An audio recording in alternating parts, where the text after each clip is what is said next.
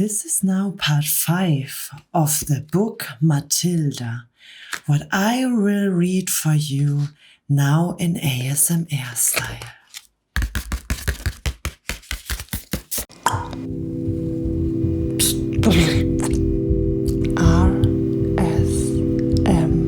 ASMR Katz.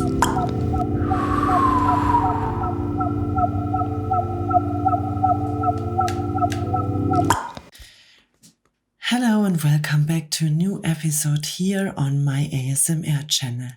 I am now at the 5th part of the book Matilda from Roald Dahl. You might already know the movie, and it's also very nice to read the book or listen to the book. So if you not already have checked out the parts before, I just can recommend you to do so, because this is now the end of the book, and I just can suggest to start from the beginning. You find the other books or the other chapters of the book here on my YouTube channel. Just scroll yourself through the timeline and you will see the movies and the videos directly. If you already checked out all the other 4 videos, then you are more than free to invited to also listen to the 5th book here and the 5th chapter of the book Matilda.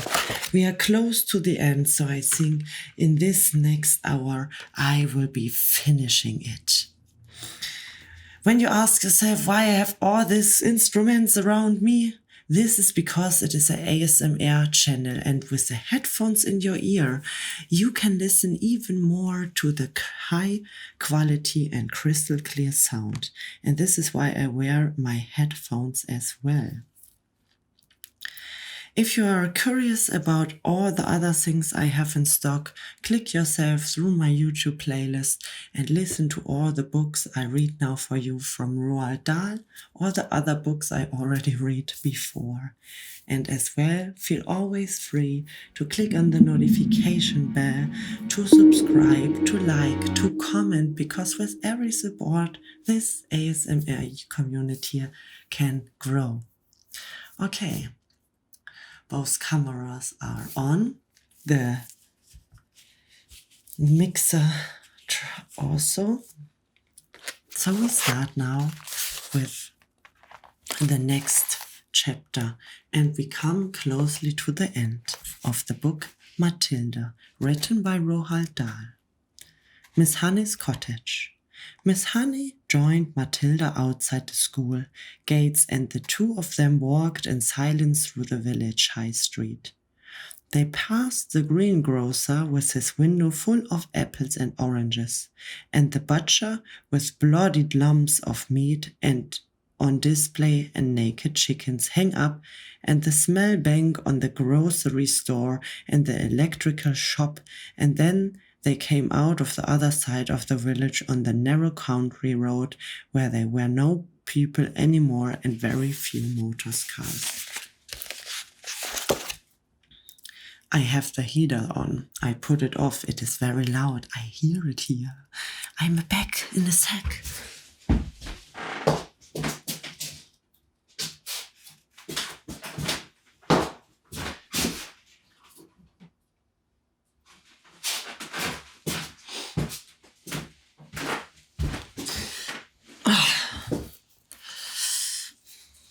I couldn't do that earlier, but I forgot. It is very cold, even when it's right now March already, and I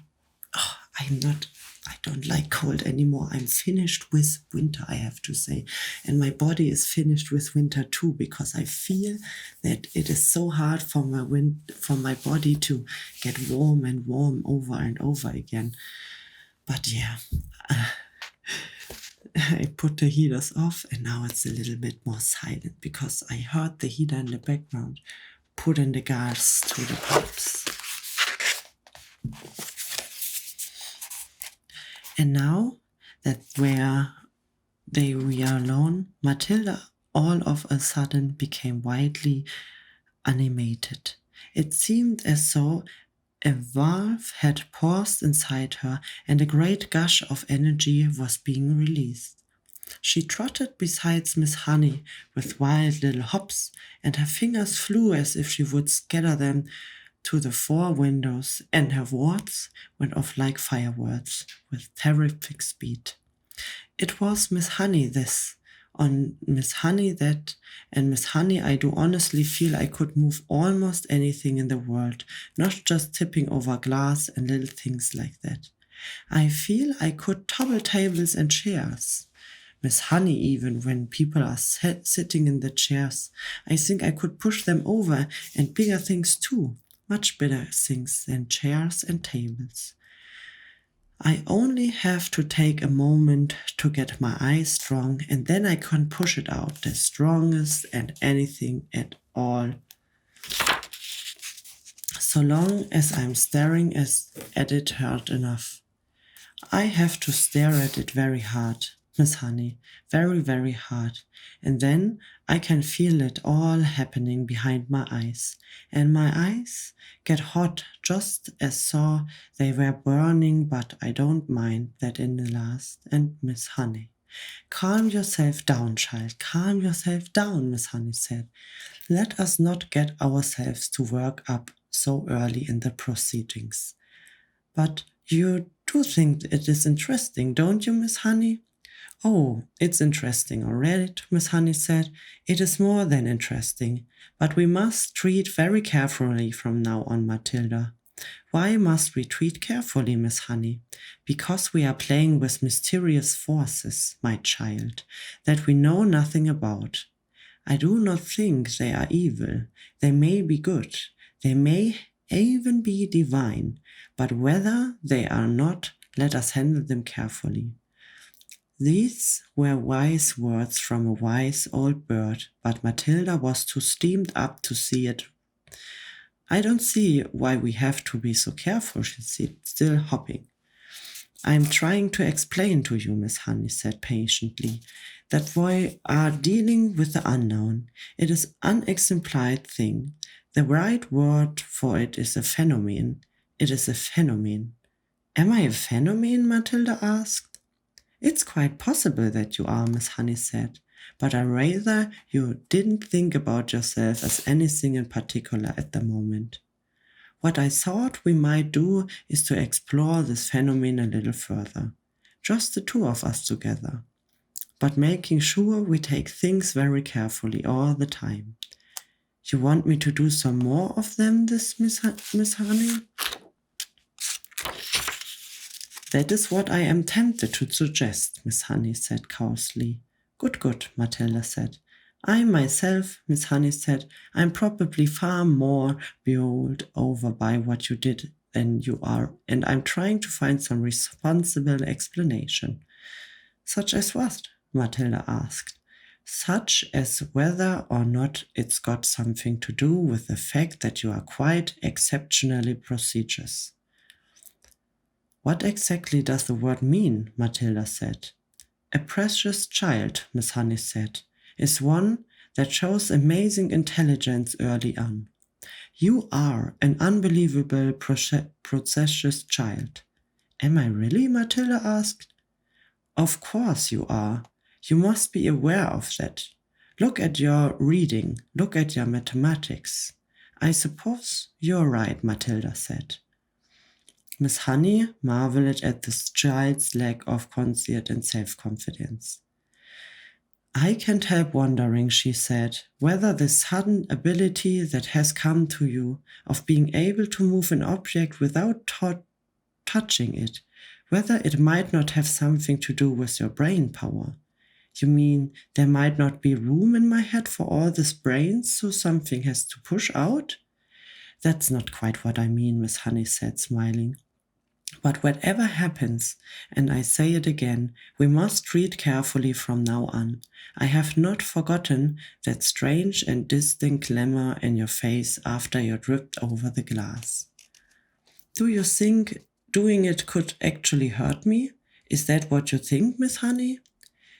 It made you feel pretty preterist, didn't it? It made me feel lovely, Matilda said. For a moment or two, I was flying past the stars on silver wings. I told you that. And shall I tell you something else, Miss Honey? It was easier the second time, much more easier.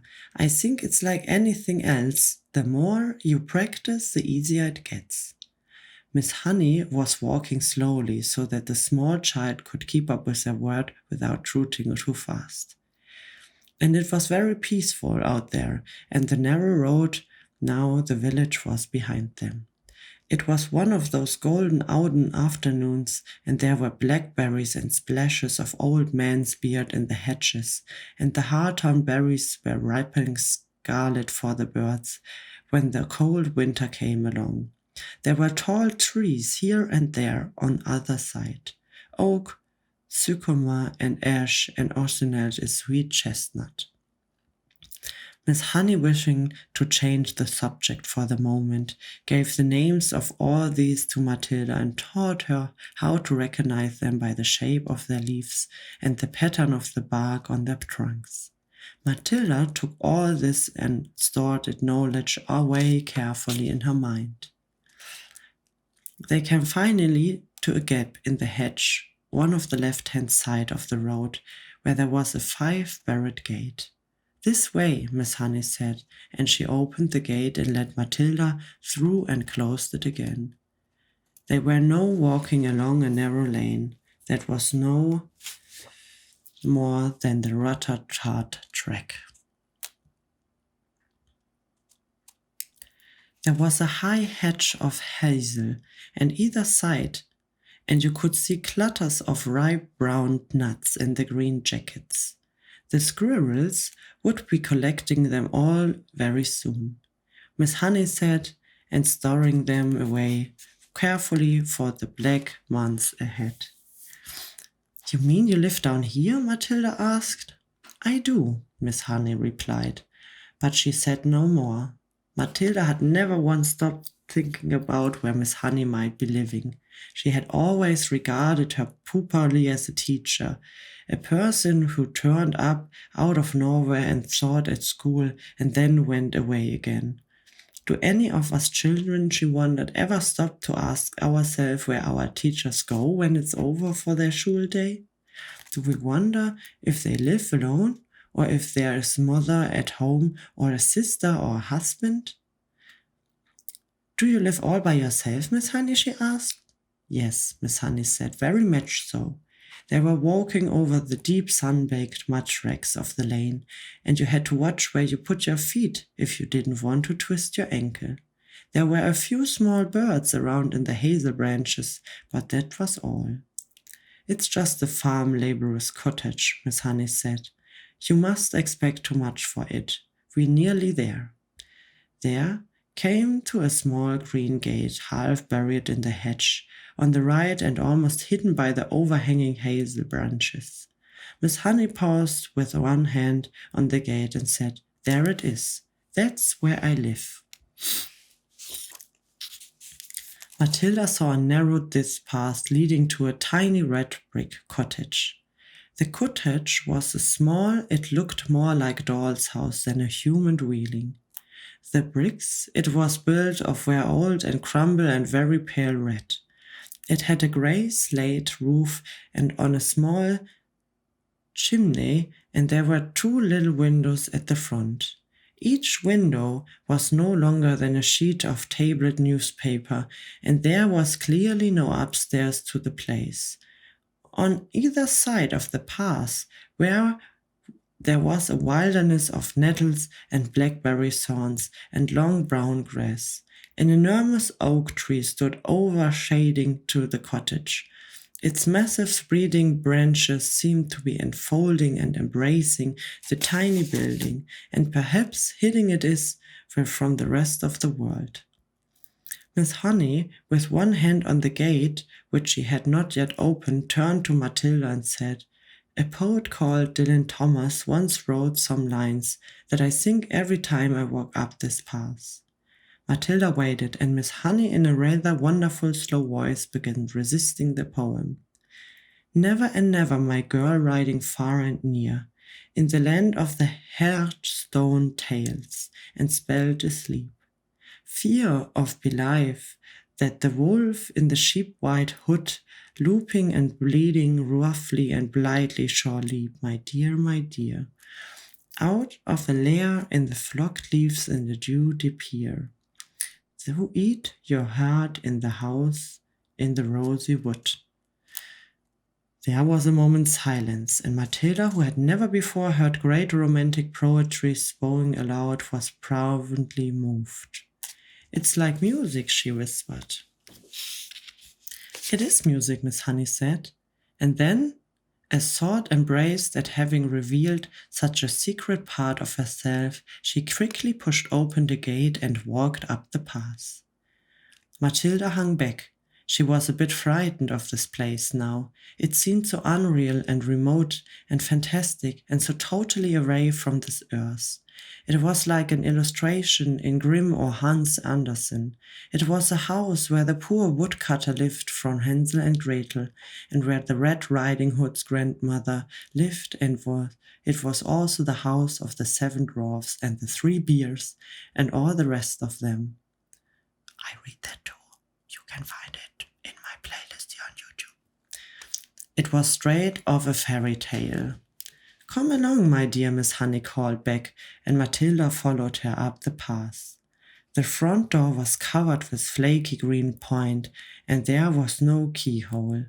Miss Honey simply lifted the latch and pushed open the door and went in. Also, she was not a tall woman. She had to stop low to get through the doorway. Matilda went after her and found herself in what seemed to be a dark, narrow tunnel. You can come through the kitchen and help me make the tea, Miss Honey said, and she led the way along the tunnel into the kitchen. That is, if I could call it kitchen. It was not much bigger than a good-sized closet cupboard, and there was one small window in the back with a sink under the window, but there were no taps over the sink. Against another wall there was a shelf, presentable for preparing food, and there was a single cupboard above the shelf. On the shelf itself there stood a primus stove, a saucepan and a half-full bottle of milk. A primus is a little camping stove that you fill with paraffin and you light it at the top and then you pump it to get pressure for the flame. You can get some water while I light the primus, Miss Honey said. The well is out of the bag. Take the bucket. Here it is. You find a rope in the well. Just hook the bucket on the end of the rope and lower it down. But don't fall in yourself. Matilda, more bemused than ever now, took the bucket and carried it on into the back garden. The well hid a little wooden roof over it and simple widening device, and there the rope dangling down into a dark bottomless hole. Matilda pulled up the rope and hooked the handle of the bucket on the end. Then she lowered it until she heard a splash and the rope went slack. She pulled it up again, and lo and behold, there was water in the bucket. Is it enough? She asked, carrying it in. Just about, Miss Honey said. I don't suppose you ever done that before. Never, Matilda said. It's fun. How do you get enough water for your bath? I don't take a bath, Miss Honey said. I wash standing up. I get a bucket full of water and I heat it in this little stove, and I strip and wash myself all over. Do you honestly do that? Matilda asked. Of course I do, Miss Honey said. Every poor person in England used to wash that way until not so very long ago. And they didn't have primus. They had to heat the water over the fire and the hearth. Are you poor, Miss Honey? Yes, Miss Honey said. Very. It's a good little stove, isn't it? The primus was roaring away with a powerful blue flame, and already the water in the saucepan was beginning to bubble. Miss Honey got a teapot from the cupboard and put some tea leaves into it. She also found a half-small loaf of bread. She cut 2 thin slices, and then from a plastic container she took some margarine and spread it on the bread. Margarine, Matilda thought. She really must be poor. Miss Honey found a tray and on it did she put 2 mugs, the teapot, the half bottle of milk, and a plate with the 2 slices of bread. "I'm afraid I don't have any sugar," she said. "I never use it." "That's all right," Matilda said.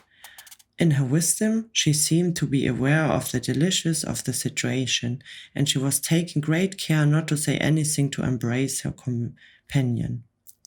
"Let's have it in sitting room," Miss Honey said, picking up the tray and leading it away out of the kitchen and down the dark little tunnel into the room at the front.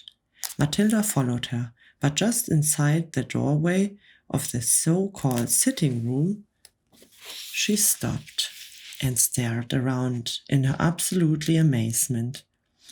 The room was as small and square and bare as a prison cell.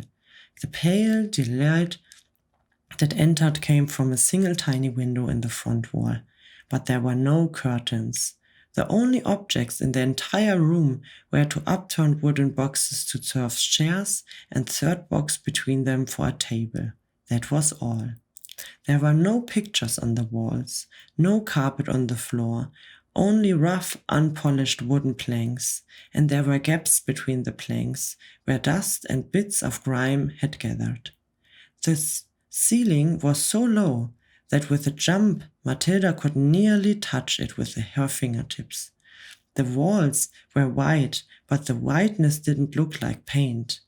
Matilda rubbed her palm against it, and a white powder came off on the skin. It was whitewash, the cheap stuff that is used in cowdash and stables and hen houses. Matilda was appealed. Would this really where her near and trimly dressed school teacher lived? Was this all she had to come back after the workday? It was unbelievable. And what was the reason for it? There was something very strange going on around here, surely. Miss Honey put the tray on of the upper-tin box. "Sit down, my dear," she said, "and have a nice hot cup of tea. Help yourself to bread. Both slices are for you. I never eat anything when I get home.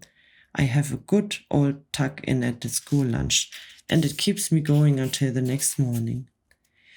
Matilda perched herself carefully on an upturned box, and more out of politeness than anything else, she took a slice of bread and margarine and started to eat it. At home, she would have been having buttered toast and strawberry jam and probably a piece of sponge cake to round it off, and yet this was somehow far more fun. There was a mystery here in the house, a great mystery. There was no doubt about that, and Matilda was longing to find out what it was. Miss Honey poured the tea and added a little milk to the cups.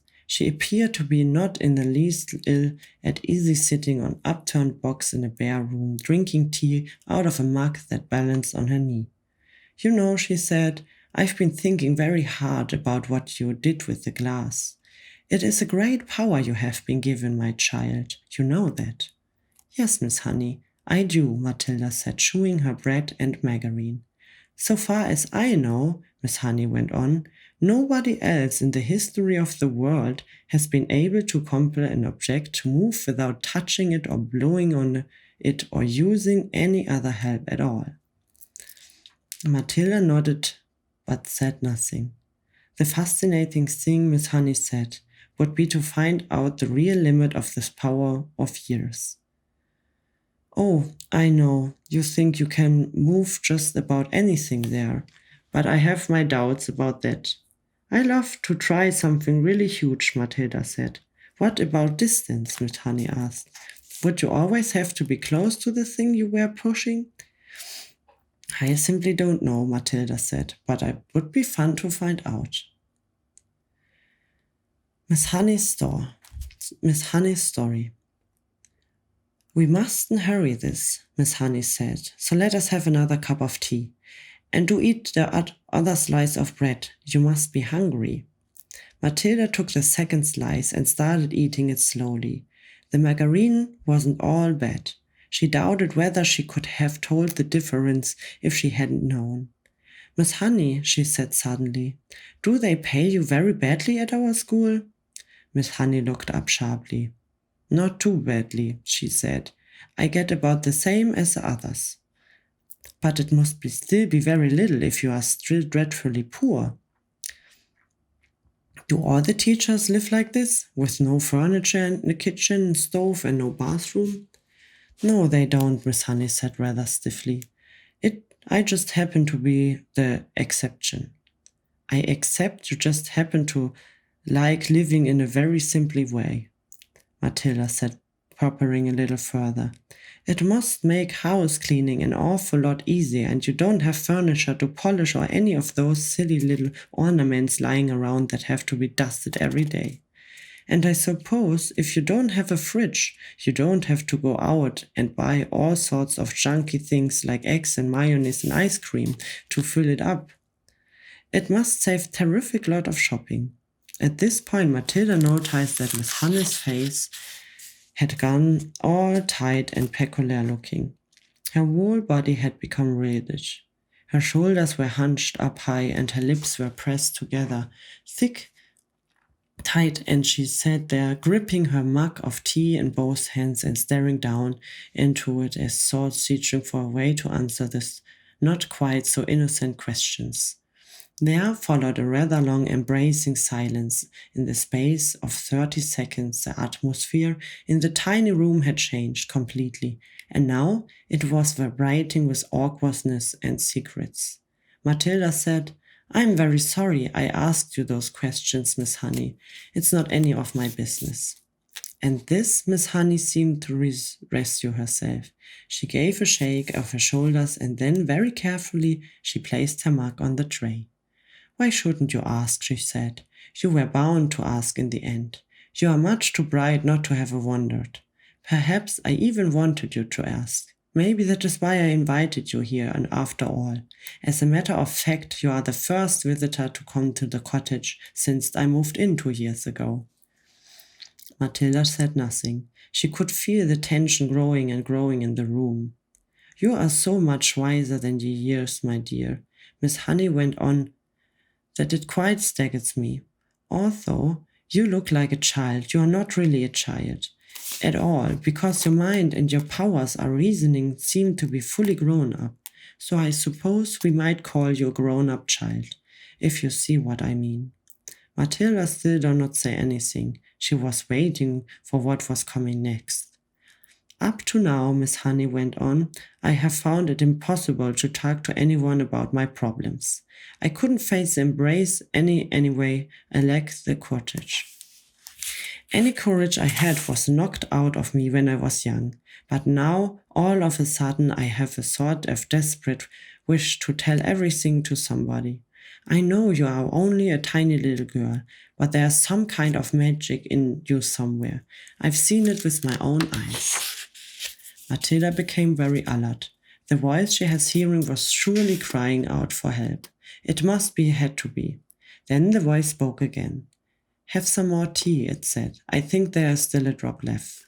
Matilda nodded. Miss Honey poured the tea into the both mugs and added milk. Again, she cupped her own mug in both hands and sat there sipping. There was quite a long silence before she said, May I tell you a story? Of course, Matilda said. I am 23 years old, Miss Honey said, and when I was born, my father was a doctor in this village. We had a nice old house, quite large. Red brick. It's tucked away in the woods behind the hills. I don't think you know it. Matilda kept silent. I was born there, Miss Honey said, and then came the first tragedy. My mother died when I was 2. My father, a busy doctor, had to have someone to run the house and to look after me. So he invited my mother's unmarried sister, my aunt, to come and live with us. She agreed, and she came. Matilda was listening intently. How old was the aunt when she moved in, she asked.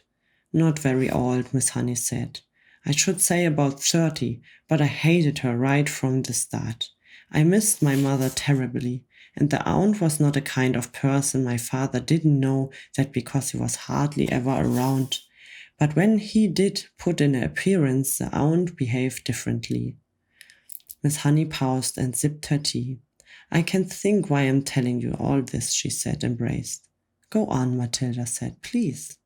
Well, Miss Honey said, then came the second tragedy. When I was 5, my father died very suddenly.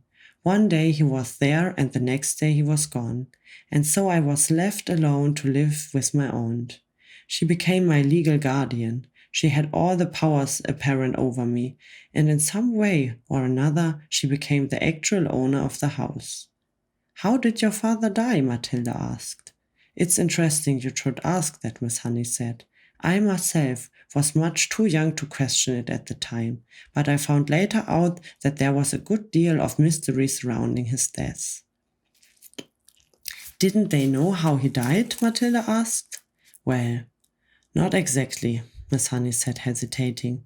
You see, no one could believe that he would ever have done it. He was such a very sane and sensible man. Done what? Killed himself. Matilda was stunned. Did he? That's what it looked like, Miss Honey said. But who knows? She shrugged and turned away and started out of the tiny window. I know what you're thinking, Matilda said. You're thinking that the aunt killed him and made it look like he don't kill himself. I'm not thinking anything, Miss Honey said. One must never think things like without proof. The little room became quiet. Matilda noticed that the hands clasping the mug were trembling slightly. What happened after that? She asked. What happened when you were left alone with our aunt? Wasn't she that nice? Nice? Miss Honey said. She was a demon. As soon as my father was out of the way, she became a holy terror. My life was a nightmare. What did she do? I don't want to talk about it, Miss Honey said. It's too horrible. But in the end I became so frightened of her. I used to start shaking when she came into the room. You must understand, I was never a strong character like you. I was always shy and retiring. Didn't you have any other relations? Matilda asked. Any uncles or aunts or grannies who would came and see you? None. That I knew about, Miss Honey said. They were all either dead or they're gone in Australia. And that's still the way it is now, I'm afraid. So you grew up in the house alone with your aunt, Matilda said, but you must have gone to school. Of course, Miss Honey said. I went to the same school you are going now, but I lived at home. Miss Honey paused and started doing into her empty tea mug. I think what I'm trying to explain to you, she said, is that over the years I became so completely cowed and dominated by this monster of an aunt that when she gave me an order, no matter what I was, I obeyed and instantly. That can happen, you know. And by the time I was 10, I had become her slave. I did all the housework. I made her bed.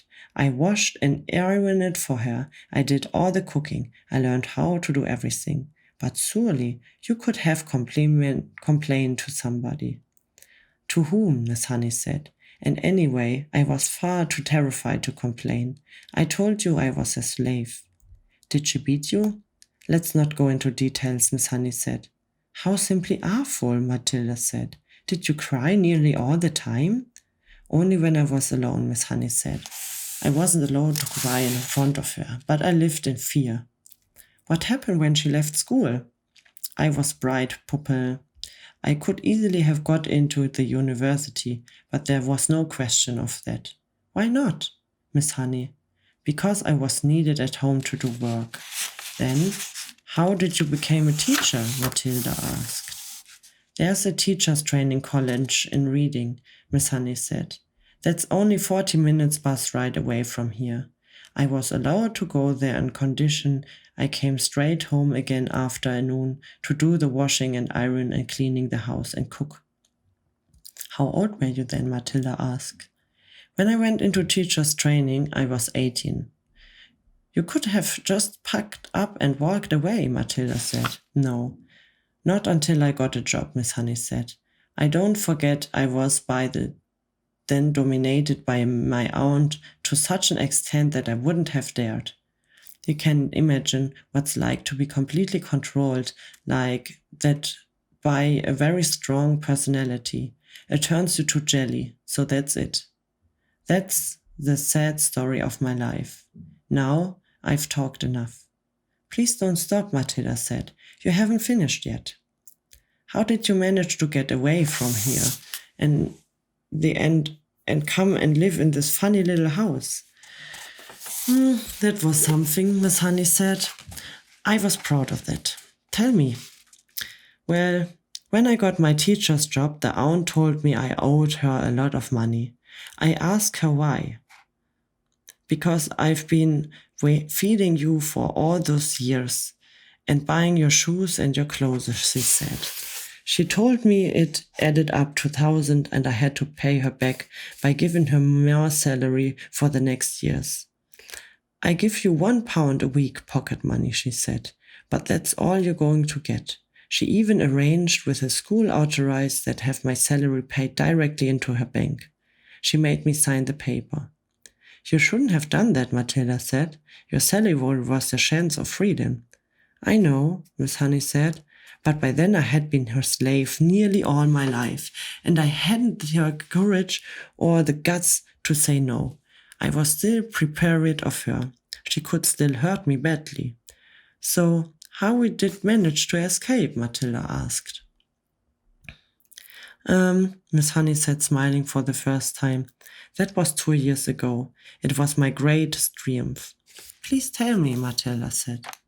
I used to get up very early and go for walks while my aunt was still asleep. And one day I came across this tiny cottage. It was empty. I found out who owned it. It was a farmer. I went to see him. Farmers also get up very early. He was milking his cows. I asked him if I could rent his cottage. You can't live there, he cried. It's got a new conventions, no running water, no nothing. I want to live there, I said. I'm a romantic. I'm falling in love with it. Please rent it to me. You're mad, he said, but if you insist, you're welcome to it. The rent will be 10 pence a week. Here's 1 month's rent in advance, I said, giving him 40 pence. And thank you very much. How super, Matilda cried. So suddenly you had a house, all of your own. But how did you pluck up the cottage to the autumn? To tell the aunt. That was so, Miss Honey said. But I steeled myself to do it. One night, after I had cooked her my soup, I went upstairs and packed the few things I proceed and a cardboard box and came downstairs and announced I was leaving. I rented a house, I said. My aunt exploded. Rented a house, she shouted. How can you rent a house when you have only £1 a week in the world? I've done it, I said. And how are you going to buy food for yourself? I managed. I mumbled and rushed out of the front door. Oh, well done, Matilda cried. So you were free at least. I was free at least, Miss Honey said. I can tell you how wonderful it was. But have you really managed to live here on £1 a week for 2 years? Matilda asked. I most certainly have, Miss Honey said. I pay 10 pence rent and the rest just about buys my paraffin for my stove and for my lamp, and a little milk and tea and bread and margarine. That's all I need really. As I told you, I have jolly good tuck in the school lunch. Matilda stared at her. What a marvelous brave thing Miss Honey had done. Suddenly she was a heroine in Matilda's eyes. Isn't it awful? Could it in the winter, she asked. I've got my little paraffin stove, Miss Honey said. You'll be surprised how snug I can make it in here. Do you have a bed, Miss Honey? Well, not exactly, Miss Honey said, smiling again. But they say it's very healthy to sleep on a hard surface. All at once, Matilda was able to see the whole situation with absolutely clarity. Miss Honey needed help. There was no way she could go on existing like this indefinitely. You would be a lot better off, Miss Honey, she said, if you gave up your job and draw unemployment money. I would never do this, Miss Honey said. I love teaching. This awful aunt, Matilda said. I suppose she is still living in your lovely old house. Very much so, Miss Honey said. She's still only about 50. She will around long time yet. And do you think your father really meant her to own this house forever? I'm quite sure he didn't, Miss Honey said. Parents will often give a guardian the right to occupy the house for a certain length of time, but it's nearly always left in a trust for the child. It then becomes the child's property when he or she grows up. Then surely it is your house, Matilda said. My father will never found, Miss Honey said. It looks as thought somebody destroyed it. No prizes for guessing who, Matilda said. No prizes, Miss Honey said. But if there is no will, Miss Honey, then there solely the house goes automatically to you. You are the next of kin. I know I am, Miss Honey said, but my aunt produced a piece of paper supposedly written by my father saying that he leaves the house to his sister-in-law in return for her kindness and looking after me. I'm certain it's forgery, but no one can prove it. Couldn't you try? Matilda said. Couldn't you hire a good lawyer and make a fight out of it? I don't have the money to do that, Miss Honey said, and you must remember that this aunt of mine is a much respected figure in the community. She has a lot of influence. Who is she? Miss Honey hesitated a moment. Then she said softly, Miss Trunchbull.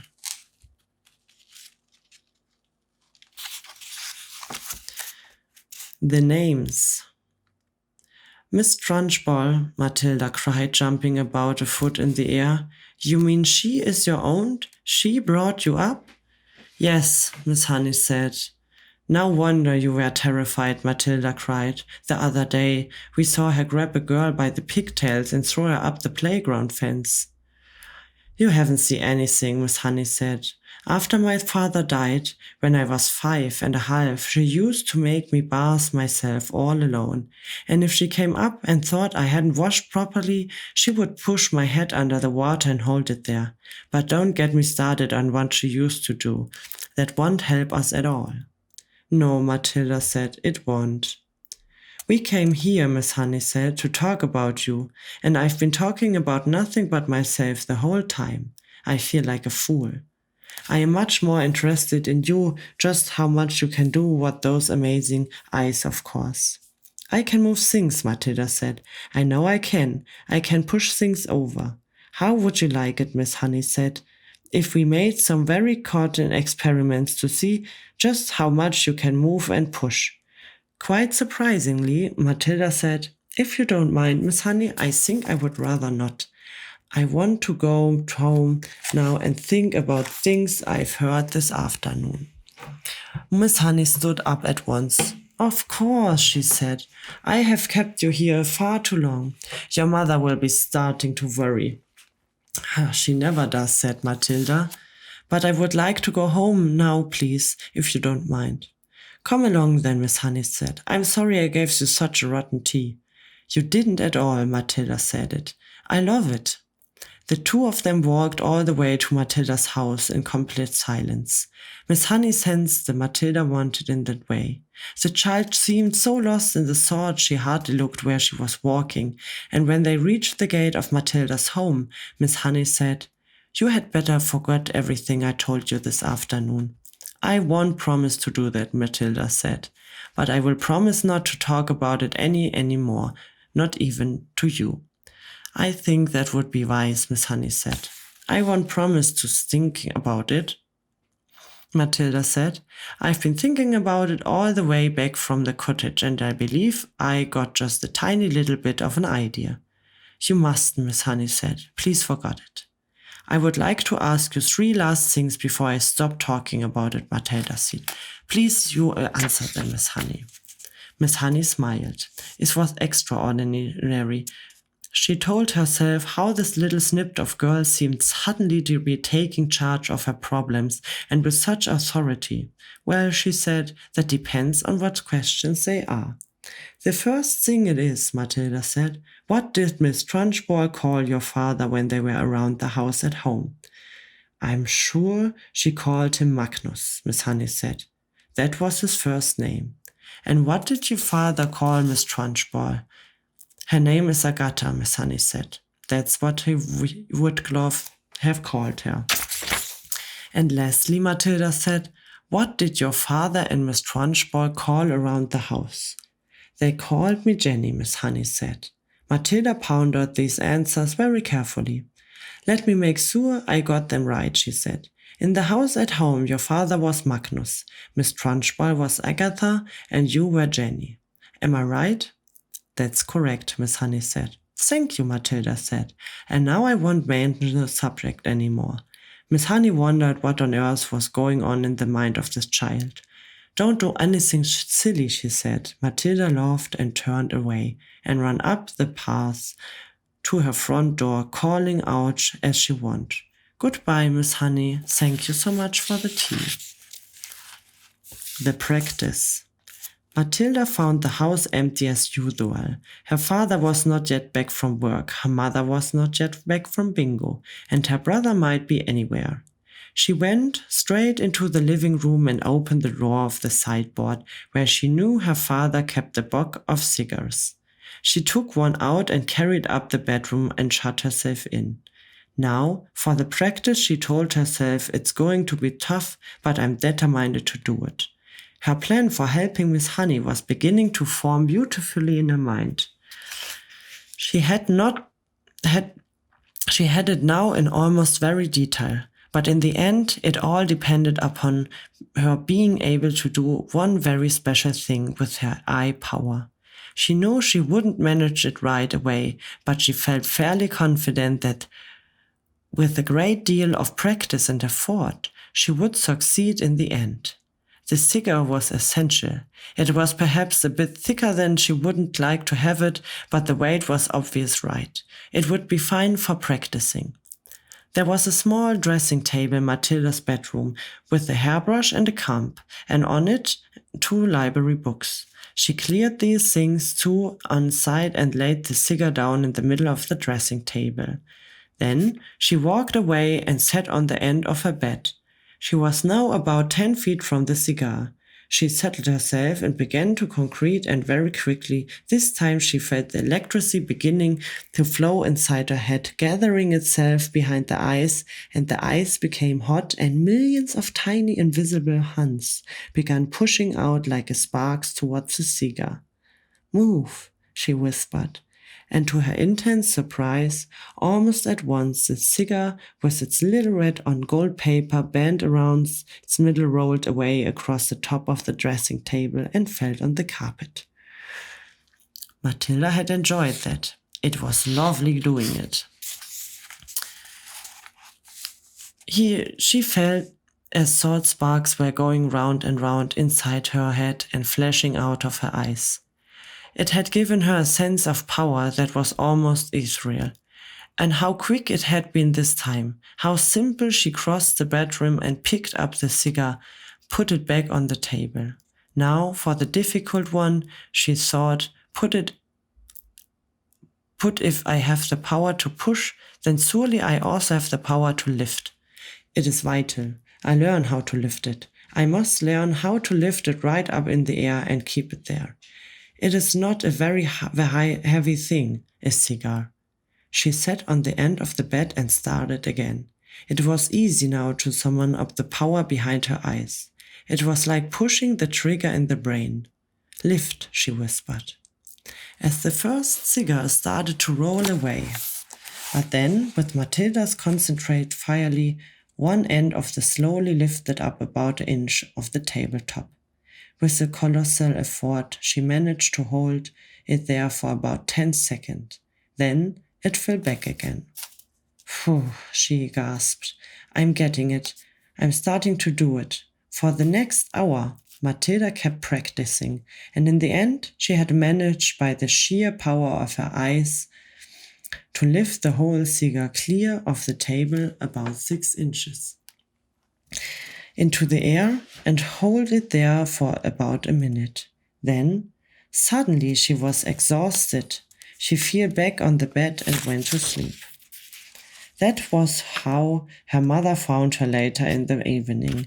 What's that matter with you? The mother sighed, walking her up. Are you ill?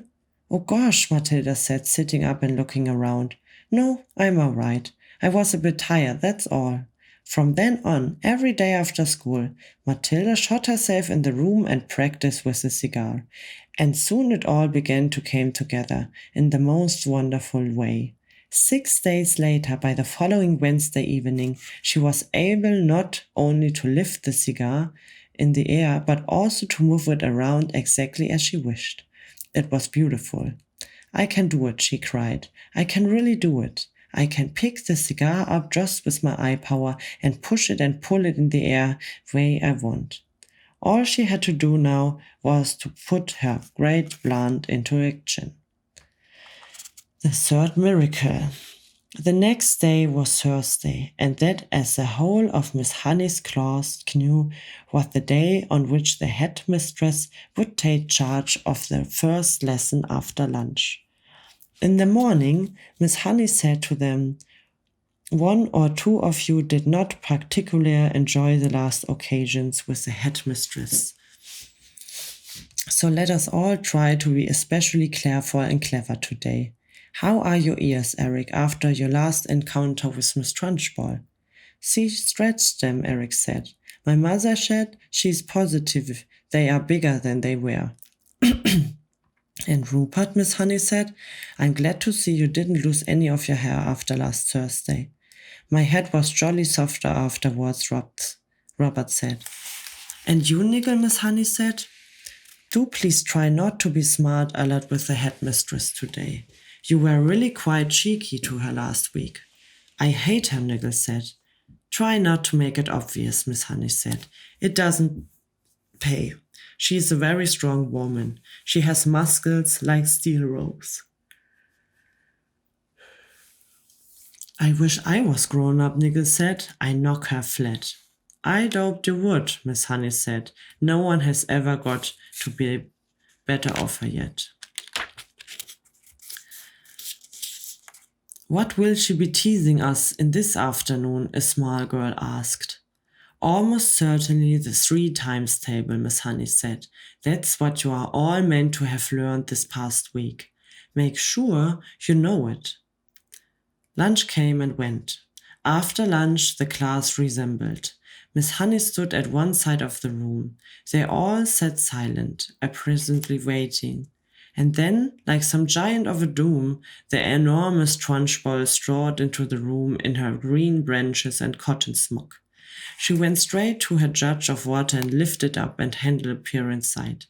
"I'm glad to see," she said, "that there are no slimy creatures in my drinking water this time.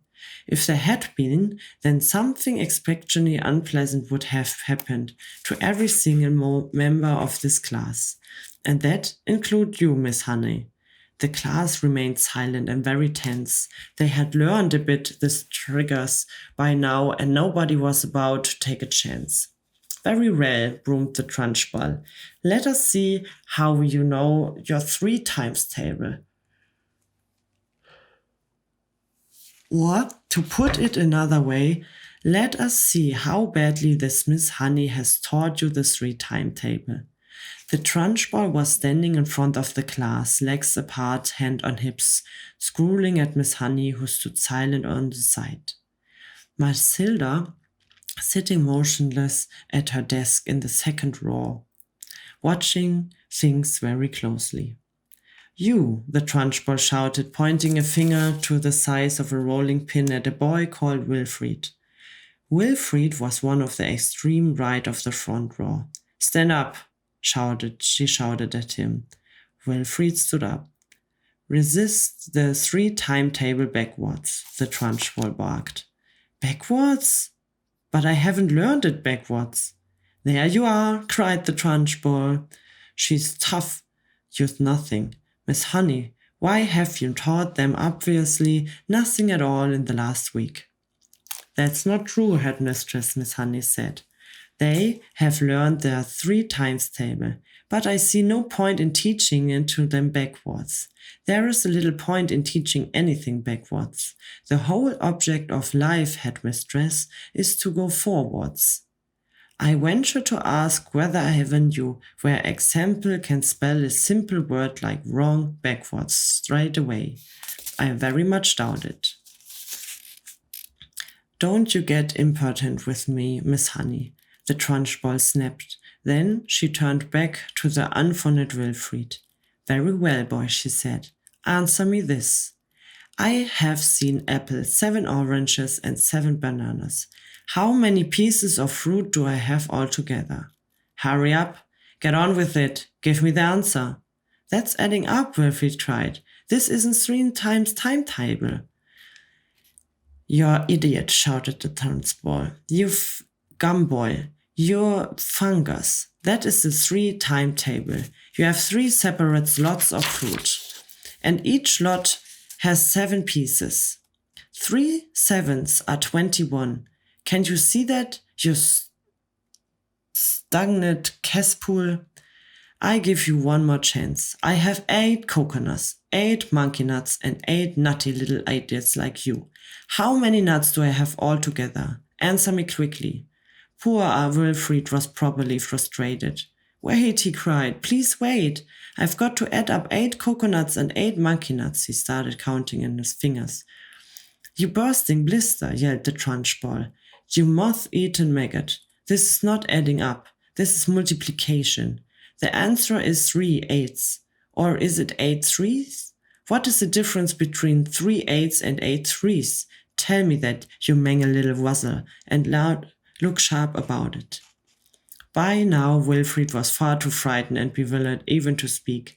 In 2 strides, the Trunchbull was beside him, and by some amazing gymnastic trick, it may have been judo or karate, she flipped the back of Wilfrid's legs on of her feet so that the boy shot up with the ground and turned a somersault in the air. But halfway through the somersault, she caught him by an ankle and held him dangling upside down like a blocked chicken in a shop window. 8 threes, the Trunchbull shouted, swinging Wilfrid from side to side by his ankle. 8 threes is the same as 3 eighths, and 3 eighths are 24. Repeat that. At exactly that moment, Nigel at the other end of the room jumped to his feet and started pointing exactly at the blackboard and screaming, The chart, look at the chart, it's moving all its own. So hysterical and shrill was Nigel's scream that everyone in the place, including the Trunchbull, looked at the blackboard. And there, sure, for some reason everyone now looked at the Trunchbull. The woman's face had turned with the snow, and her mouth was opening and shutting like a habit of water and giving out a series of strange gasps.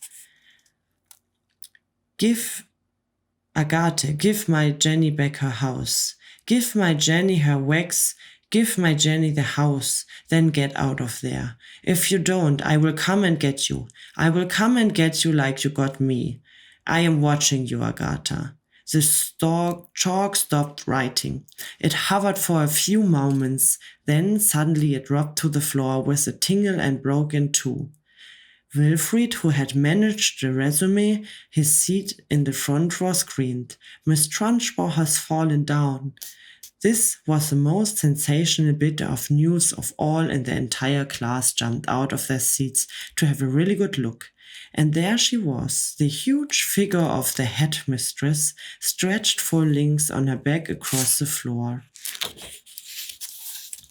Miss Honey ran forward and knelt beside the porous giant. She fainted. She cried, She's out cold. Someone go and fetch the matron at once. 3 children ran out of the room. Nigel, always ready for action, leaped up and seized the big jug of water. My father says cold water is the best way to wake someone who has fainted, he said. And with this, he tipped the entire contents of the jug over the Trunchbull's head. No one, not even Miss Honey, protested. As for Matilda, she continues to sit motionless at her desk. She was feeling curious elated. She felt as she thought she had touched something that was not quite of this world, the highest point of this heavens, the farther star. She had felt most wonderfully the power surging up behind her eyes, gushing like a warm fluid inside her skull, and her eyes had become scorching hot, hotter than ever before, and things that had come bursting out of her eye socket, and then the piece of the chalk has lifted itself and begun to write.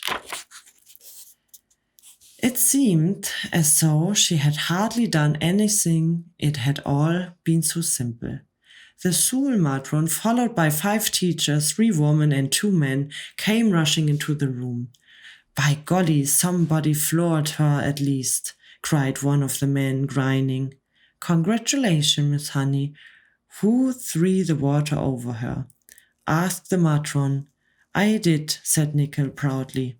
"Good for you," another teacher said. "Shall we get some more?" "Stop that," the matron said. "We must carry her up the sick room." It took all 5 teachers and the matron to lift the enormous woman with her in the room. Miss Honey said to the class, "I think you all better go out to playground, amuse yourself until the next lesson." Then she turned and walked over to the blackboard and carefully whipped all of the chalk writing. The children began filling off the classroom. Matilda started to go with them, but she passed Miss Honey. She paused, and Twinkle's eyes met the teacher's eyes, and Miss Honey ran forward and gave the tiny child a great big hug and kiss.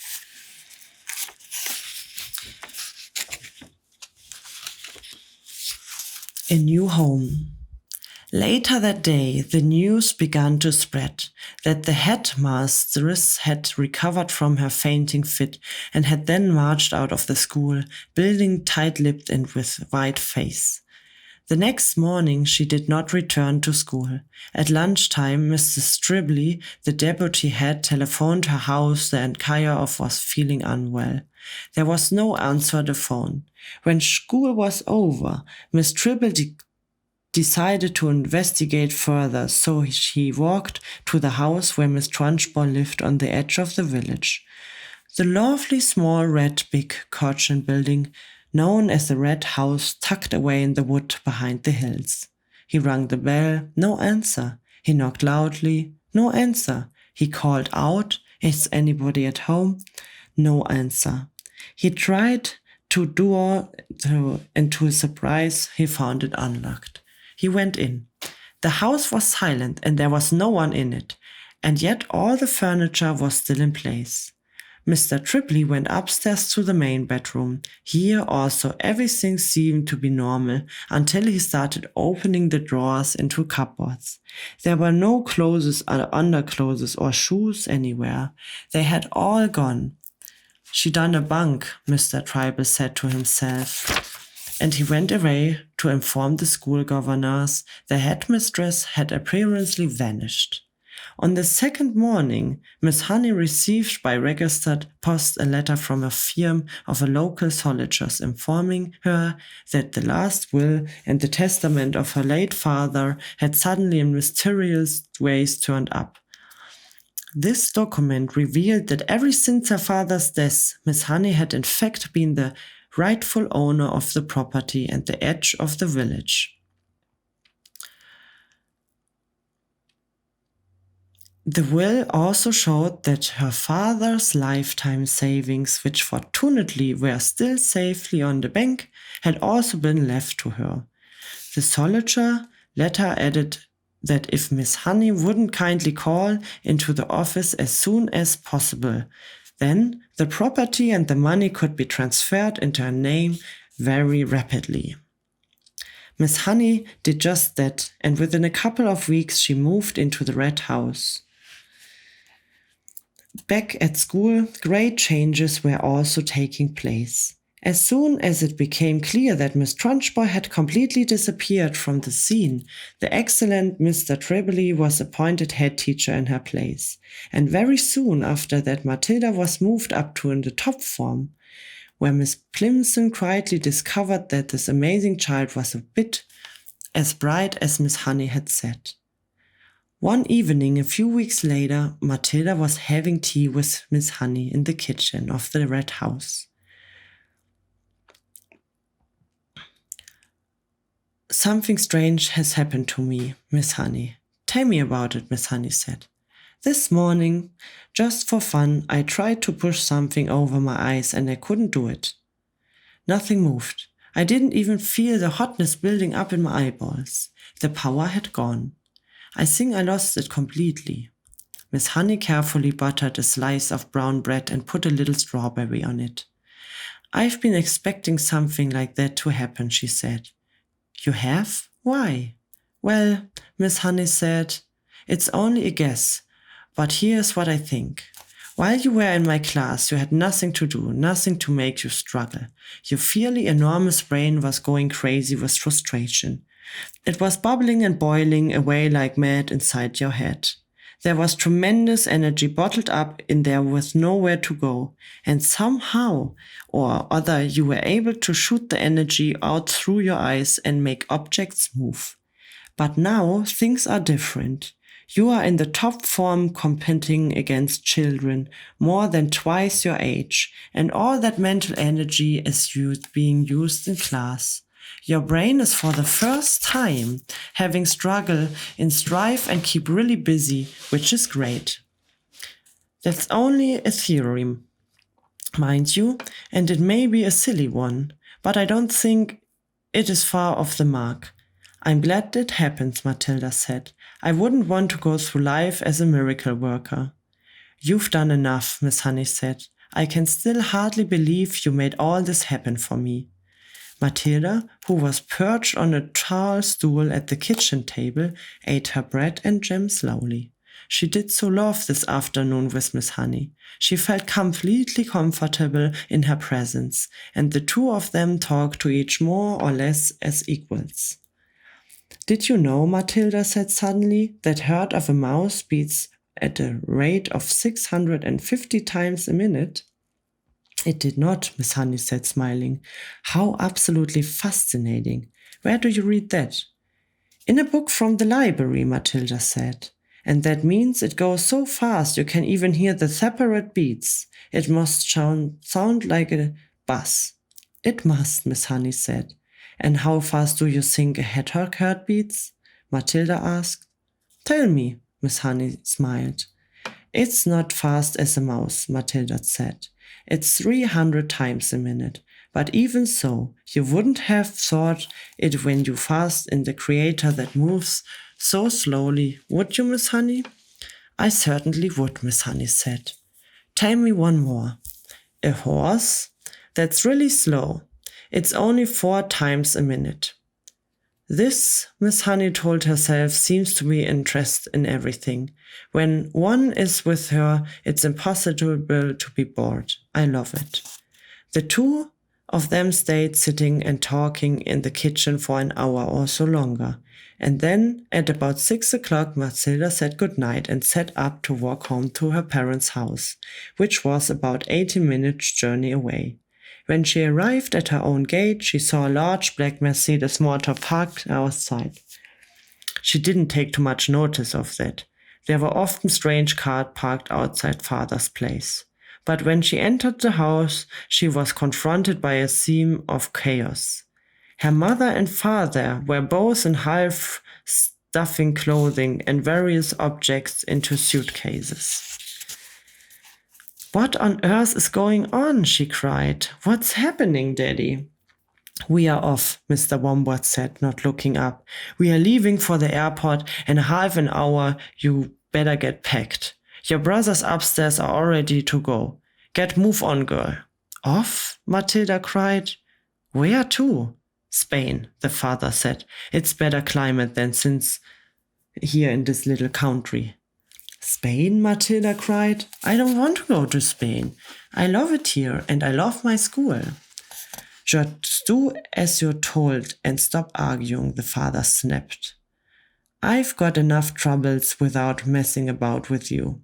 But Daddy, Matilda began. Shut up, the father shouted. We are leaving in 30 minutes. I'm not missing that plane. But how long for, Daddy? When we are coming back? We never come back. Now beat it, I'm busy. Matilda turned away from him and walked out through the open front door. As soon as she was on the road, she began to run. She headed straight back toward Miss Honey's house, and she reached it in less than 4 minutes. She flew up the drive, and suddenly she saw Miss Honey in the front of the garden, standing in the middle of the bed of roses, doing something with a pair of clippers. Miss Honey had heard the sound of Matilda's feet racing over the gable, and now she straightened up and turned and stepped out of the rose bed at the calm ruining up. "My mom," she said, "what in the world is the matter?" Matilda stood before her, panting out breath. "They are leaving," she cried. "They will go.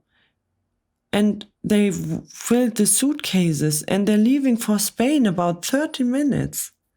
"Who is?" Miss asked quickly. "Mommy and Daddy and my brother Mike, and they say they want to take me with them." "You mean for holiday?" Miss Honey asked. "Forever," Matilda cried. "Daddy said we're never coming back." There was a brief silence. Then Miss Honey said, "Actually, I'm not very surprised." "You mean you knew that where we are going?" Matilda cried. "Why didn't you tell me?" "No, darling," Miss Honey said. "I did not know where we are going, but the news still doesn't surprise me." "Why?" Matilda cried. "Please tell me." "Because your father," Miss Honey said, "is in with a bunch of crooks. Everyone in the village knows that.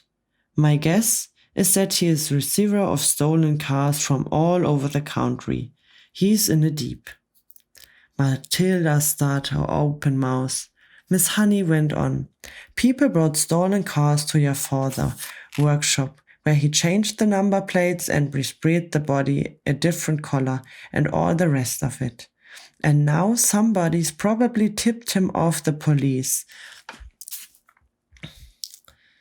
And this is why they're running away to Spain, where they can get him. He will be sending his money out there for years, all ready on waiting for him to arrive." They were standing on the lawn in front of the lovely red brick house with its weathered old red tiles and a tall chimney. "I don't want to go with them," Matilda shouted suddenly. "I won't go with them." "I'm afraid you must," Miss Honey said. "I want to live here with you. Please let me live here with you." "I only wish I could," Miss Honey said, "but I'm afraid it's not possible. You cannot leave your parents just because you want to. They have right to take you with them." "But if they agreed?" Matilda cried. Miss Honey said softly, "Yes, that would be heaven." "Well, I think they might," Matilda cried. "I honestly think they might. They don't actually care about me." "Not so fast," Miss Honey said. "We got to be fast," Matilda cried. "They are leaving in any moment. Come on," she shouted, gasping to Miss Honey. "Please come with me and ask them." "But we have to hurry. We have to run." The next moment, the two of them were running down the drive together and then out on the road, and Matilda was ahead, pulling Miss Honey after her by the wrist. And it was a wild and wonderful dash they made along the country lane and through the village to the house where Matilda's parents lived. The big black Mercedes was still outside, and now its boot and its doors were open, and Mr. and Mrs. Wormwood and the brother were scurrying around it like ants pill in the suitcases, and Matilda and Miss Honey came dashing up. "Daddy and Mommy," Matilda burst out. "I don't want to go with you. I want to stay here and live with Miss Honey, and she say that I can, but I only if you give me the permission. Please say yes." The father turned and looked to Miss Honey. "You're that teacher woman who once came here to see me, aren't you?" he said. Then he went back to throwing the suitcase into the car. His wife said, "This one will have to go on the back seat. There's no more room in the boot." "I would love to have Matilda," Miss Honey said. "I would love to look at her with loving care, Mrs. Wormwood and Mr. Wormwood. I would pay for everything. She wouldn't cost a penny. But it was not my idea, it was Matilda's, and I will not agree to take her with your full and willing consent. Come on, Harry, the mother said, pushing the suitcase in the back seat. Why don't we let her go if that was what she wants? It will be one less look after. I am in a hurry, the father said. I've got a plane to catch. If she wants to stay, let her stay. It's fine with me. Matilda leaped into Miss Honey's arms and hugged her, and Miss Honey hugged her back, and then the mother and the father and the brother were inside the car, and the car was pulling away with the try screaming. The brother gave a wave through the rear window, but the other two didn't even look back. Miss Honey was still hugging the tiny girl in her arms, and neither of them said a word as they stood there watching the big black car tearing around the corner at the end of the road and disappearing forever into the distance. Phew, that was challenging. That was a lot of sequences in this book. This was now the 5th episode of the book Roald Dahl, of the book Matilda from Roald Dahl, and I just can recommend you to read or listen to the other episodes from this book I have here waiting for you, because there are like 230 pages I read for you in ASMR style. Maybe you already know the book, the film Matilda. I think it's more known than the book actually, but it's always worth to read the book as well, and so did I. I love the story of Matilda. This is one of my favorite films I watched when I was a child, and I always was very happy to see how Matilda evolved and what such a strong girl she is. I am also happy for Miss Honey that she actually have someone now to be in her life and maybe can help to keep her wounds and help her to getting happy again after the worst life with the Miss Trunchback. If you have any comments or thoughts, please write them down in my comment section. Feel always free to follow, to subscribe, and to click on the notification bell, because only with your support I can do what I love. And if you are interested in all of my projects, then feel free to check out my name, click yourself to Google, follow me everywhere on every social media, because the World Wide Web is my playground. My name is ASMR Katz, and I'm a heavily tattooed girl who show you the satisfaction of sound. And if you already like this book, then feel free to click yourself through all of my videos. I have also different kind of videos where I go with you on the adventure of sound, eating, making mukbang, and having some fun just with exploring the genre of ASMR. I'm thankful that you listen. I'm thankful that you are on my side. And I wish you a wonderful time wherever you are right now in the world.